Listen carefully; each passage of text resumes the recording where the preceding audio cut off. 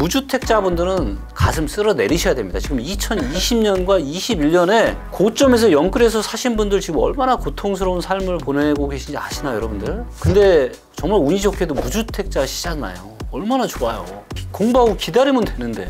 앞으로 이제 한 6월, 7월에 지금 분양할 때가 어디냐면 여기 이제 이라고 하는데요. 지하철역 바로 앞입니다. 그리고 이 주변에 지금 개발 호재들이 좀 있어요. 여기서는 한강이 보입니다. 이런 데는 충분히 저는 도전해 볼 만하다.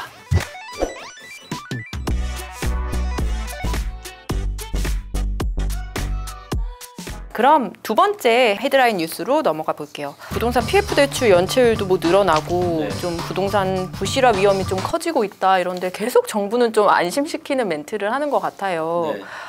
하지만 좀 시장에서는 좀 다르게 보는 것 같은데 네. 대표님은 좀 어떻게 생각하실까요? 지금은 아직은 괜찮을 것 같아요.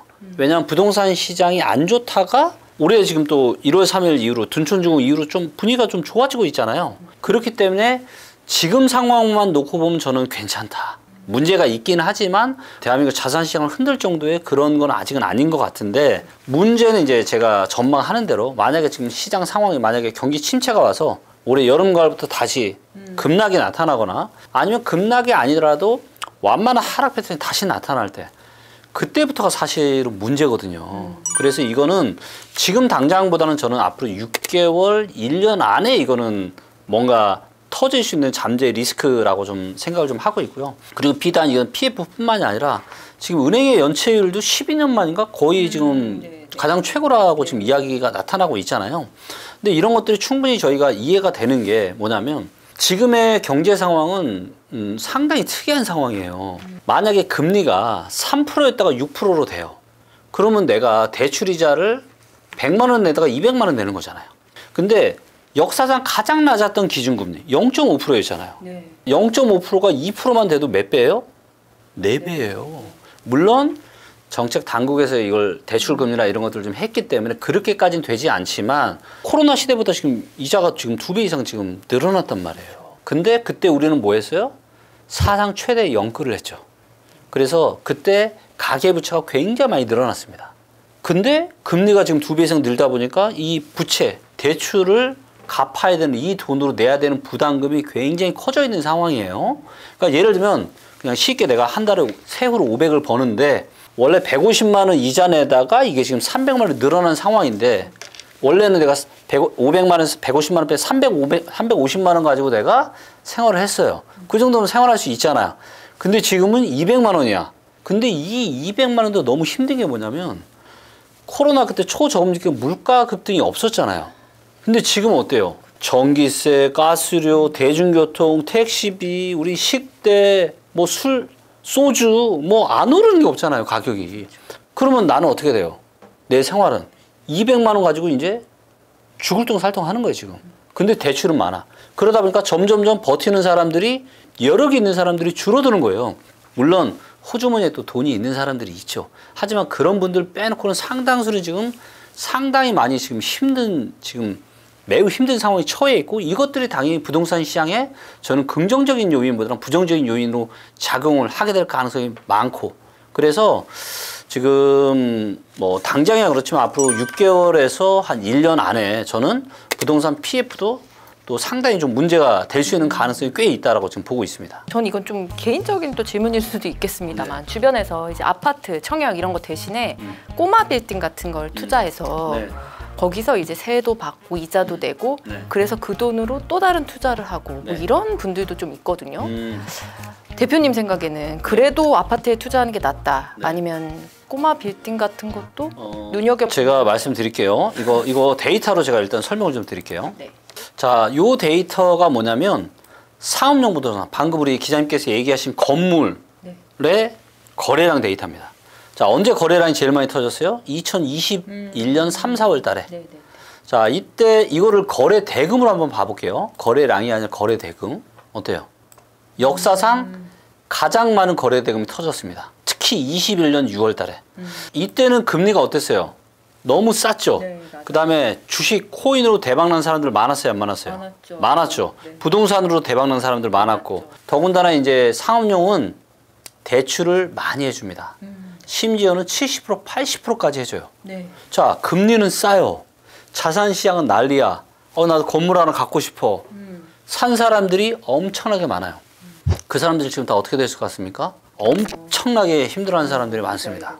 자, 이때 만약에 대출이자를 내가 1,000만 원을 냈고 임대료가 1,500이 나왔어요. 살만하잖아요. 네, 내가 건물 주고 뭐 이자 뭐 내고 좀 해도 얼마 남으니까. 근데 지금 임대료는 1,500 나왔는데 대출이자가 1,000만 원 지금 얼마 늘었다고요? 2,000만 원 이상으로 늘었다고요. 네, 이런 사람들이 꽤 있어요. 다 어떻게 됐냐? 엄청 힘들어하죠. 자, 그런데 여러분들 건물 사실 때 반드시 명심해야 되는 게 뭐냐면 건물은 언제 사야 돼요? 금리가 떨어지기 직전에 사야 됩니다. 금리가 바닥일 때 사잖아요. 한마디로 호구되는 거예요. 왜? 건물의 값어치는 금리가 쌀 때 그때 제일 비싸니까. 아니 지금 여기서 100억 지금 100억까지 내 건물 살려 100억에 지금 은행에다가 넣어놓으면은 지금 이자가 지금 1억 5천밖에 안 나오는데 여기서 지금 임대료가 지금 한 1억 3, 4천 나오고 어차피 건물은 또 들고 있으면 무상하는 거 아시잖아요. 라고 하면서 설득시키잖아요, 나를. 근데 이자가 올라가면 어떻게 돼요? 이제는 100억 맡기면 은행에서 1억 5천이 아니라 한 3억, 4억도 줘요. 근데 임대료는 그만큼 올라요? 안 오르잖아요. 근데 대출이자만 올라가잖아요. 지금 미국도 주거용 부동산이라 뭐가 문제가 되고 있죠? 상업용 부동산이 지금 문제가 되고 있죠. 자, 저는 지금 한국도 이거 수면에 지금 저는 숨겨져 있다고 생각하는데 지금 아파트를 영끌해서 사신 분들보다 훨씬 더 힘든 사람이 누굴 거냐? 코로나 버블 시기에 빌딩을 영끌해서 사신 분들. 이분들이 아마 진짜 지금 힘든 시기를 보내고 계실 거고 아마 대출 이자 때문에 아마 지금 엄청나게 힘드실 겁니다. 그래서 이런 것들이 저는 이제 경공매로 상당히 많이 앞으로 나올 거다. 그리고 만약에 제가 투자를 한다? 이런 걸 투자를 하죠. 경공매로 나오는 거. 그리고 금리가 좀 높을 때 그리고 이제 더 이상 금리가 여기서 더 이상 올라가기 어렵겠다. 그래서 유지가 되거나 떨어지는 이런 시기에 건물을 사는 게 저는 그게 사실은 진짜 투자죠. 네. 여러분 진짜 아파트 투자가 제일 쉬워요. 네, 아파트 투자로 돈 벌었다가 건물 투자로 망가지시는 분들 여러 봤습니다. 네, 건물주가 꼭 좋은 게 아니에요. 뭐 간물주라고 하지만 엄청 좋아 보이지만 근데 생각보다 신경 쓰고 뭐하고 할 게 많아요. 앞으로 좀 청약이 예정된 곳들 중에 네. 요게 좀 눈여겨봐도 괜찮다 하는 곳들이 있을까요? 있죠. 어딜까요? 네. 근데 이제 중요한 건 이제 분양가가 문제인데 네. 지금 보시면 바로 이쪽 성수라인 쪽입니다. 일자리 데이터를 봤을 때 일자리가 많으면서도 가장 많이 증가하고 있는 곳이 어디냐? 바로 이 성수 건대 라인이에요. 이쪽 라인이 지금 일자리가 상당히 많이 늘어나고 있습니다. 근데 이제 앞으로 이제 한 6월, 7월에 지금 분양할 때가 어디냐면 여기 이제 자양 1 재정비 촉진 구역이라고 하는데요. 자, 여기는 어때요? 구역 바로 앞이죠. 네. 지하철역 바로 앞입니다. 그리고 이 주변에 지금 이쪽도 지금 개발 호재들이 좀 있어요. 그래서 이쪽 라인이 이제 개발이 될 건데 아까 제가 말씀드린 희소성 이 주변의 아파트를 한번 볼게요. 얼마나 오래된 아파트들이 많은지. 자, 이제 보시면 어때요? 다 빨간 아파트들이 아주 많죠. 네. 그렇죠? 그리고 거기가 구역이거든요. 여기에 들어서는 거거든요. 네. 네. 이쪽에 여기서는 한강이 보입니다. 한강이 보여요. 그리고 지하철역 바로 앞이고요. 그리고 여기가 좀 특이한 사업장인 게 뭐냐면 구청이랑 호텔이 들어와요. 아파트만 들어오는 게 아니라. 자, 구청과 호텔이 들어온다는 건 일자리가 같이 온다는 거죠. 근데 여기가 규모가 800세대가 넘는단 말이에요. 규모도 꽤 크고. 그래서 분양가가 문제인데 분양가만 주변 시세보다 좀 저렴하다 라면 이런 데는 충분히 저는 도전해 볼 만하다. 여러분 기억하십시오. 자양 1 재정비 촉진구역. 네, 근데 분양가 반드시 체크하셔야 되고요. 네. 무주택자들을 위해서 네. 대표님이 그럼 최근에 좀 눈여겨보고 있는 아까 뭐 청약 될 곳도 얘기해 주셨지만 네. 또 다른 곳이 있으면 좀 몇 군데 시원하게 찝어주세요. 기회를 잡으려면요 공부하셔야 됩니다. 여기 지금 앱에 다 있거든요. 자, 예를 들면 자, 부동산 시장에 있어서 뭐 여러 가지가 중요하지만 일자리 중요해요, 안 중요해요? 중요합니다. 일자리 중요하죠. 네. 자, 일자리를 최근 1년만 볼게요. 가장 많이 는 데는 일단 충남이에요. 그 다음이 충북이고요. 그 다음 세종이고요. 그 다음이 대전입니다. 그래서 자, 일자리가 는다라는 거는 부동산에 대한 수요가 많아지는 거고. 근데 입주 물량이 별로 없는 데들, 이런 데들이 있겠죠. 입주 물량 데이터 다 보면 다 나오거든요, 지역별로. 자, 충남을 한번 보시면 충남의 아파트 공급이 언제가 제일 많아요? 올해가 제일 많죠. 네. 내년부터 이제 줄어들죠. 자, 그렇다는 얘기는 뭡니까? 충남은 지금 대한민국에서 시도 기준으로 일자리가 가장 많이 늘어나는 곳입니다. 집에 대한 수요는 많아질 거고, 근데 올해 입주量많은데 내년부터 줄어듭니다. 그럼 어떻게 될까요? 지금은 충남 아파트 시장이 하락을 하고 있지만 뭐 내년이든 내후년이든 다시 상승으로 돌아설 가능성이 있겠죠. 근데 이걸 또 지역적으로 보면 시도가 아니라 좀 더 디테일하게 보면은 일자리가 늘어나는데 입주량이 별로 없는 데들이 있습니다. 그리고 그런데 내 집 마련을 하거나 부동산 투자를 하신다라면 이제 크게 손해볼 가능성이 별로 없겠죠. 그래서 이런 거예요. 뭐냐면 사람도 데이터로 쪼갤 수 있거든요. 뭐 성격 데이터, 능력 데이터, 외모 데이터, 체력 데이터, 인성 데이터 다 쪼갤 수 있잖아요. 성격만 좋은 사람이 성공할 수 있어요, 없어요? 없죠. 근데 성격도 좋고 능력도 좋고 체력도 좋고 다 좋아. 이런 사람 성공할 수 있잖아요. 이런 원리입니다. 자, 그럼 사람처럼 부동산의 성격 데이터, 부동산의 체력 데이터, 부동산의 인성 데이터 이런 거 하나씩 다 우리가 체크해서 모든 게 다 좋은 데만 하면은 어떻게 했어요? 돈 잃기 힘들죠. 예, 이런 원리로 부동산 시장을 분석을 하는 거예요. 진짜 여러분들 인생을 바꿔줄 수도 있는 엄청난 데이터가 숨어 있어요. 자, 그럼 뭐 하면 돼요? 공부하면 되잖아요. 근데 대다수의 사람들은 뭐다? 공짜로 얻으려고 합니다. 공부하기는 싫고 부자는 되고 싶고 그러니까 부자가 못 되는 거지. 누군가는 대가를 치러가면서 잠 안 자가면서 공부하는데 누군가 안 하니까. 그래서 여러분들 진짜 한번 제가 자신 있게 말씀드립니다. 데이터로 부동산 공부해보세요. 진짜 인생이 바뀔 수 있어요. 네. 부동산 지금 이 시기에서 가져야 할 가장 중요한 태도, 대응법 한마디로 해주시죠.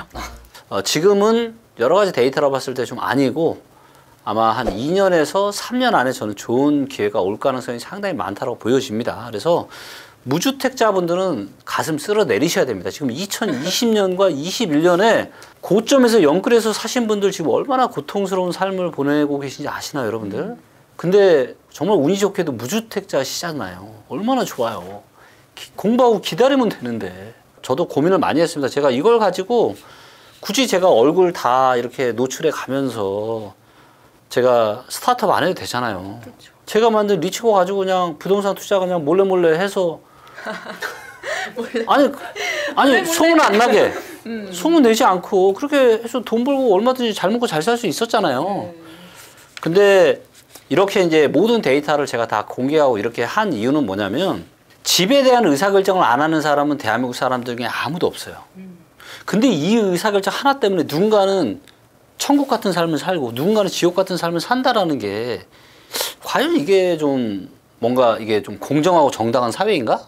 근데 이제 그동안은 데이터가 없다 보니까 그냥 그 정보가 불투명하다 보니까 이제 그런 세상이었는데 이제는 그런 세상이 아니잖아요. 그래서 저는 이걸 가지고 뭐 부동산 투자를 잘해가지고 부자가 돼보자 이런 것보다는 개인이나 기업이나 정부나 전부 다 데이터에 근거해서 이런 과학적이고 객관적인 의사결정을 하게 되면 예전에는 이런 엄청난 변동성이 있었던 부동산 시장이 굉장히 저는 이런 변동성이 작아질 거라고 봐요.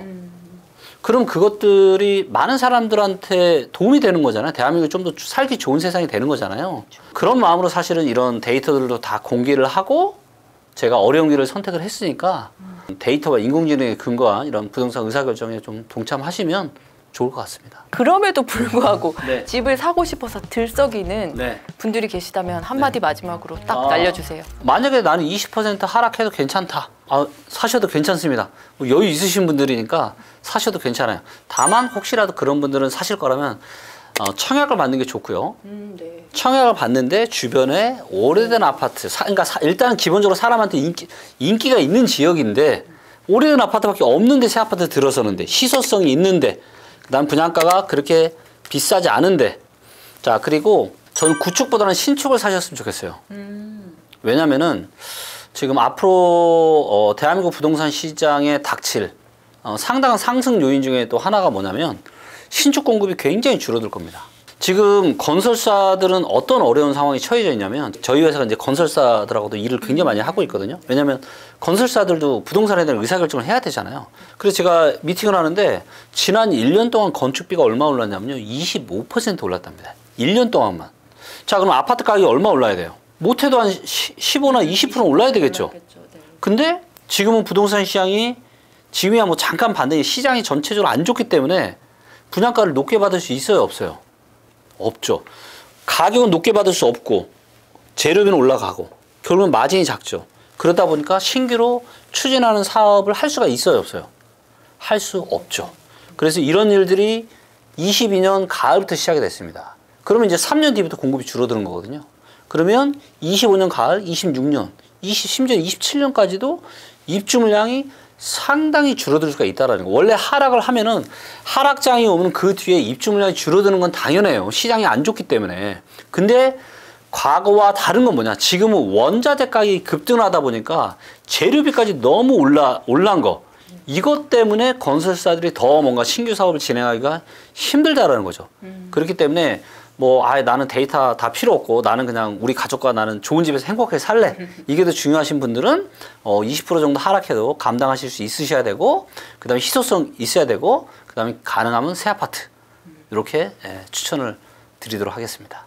오늘 대표님 말씀 들어보니까요. 조금 더 기다려라. 그리고 공부해라. 그리고 기억에 남았던 게 아까 자양 일제정비 촉진구역 그리고 충남.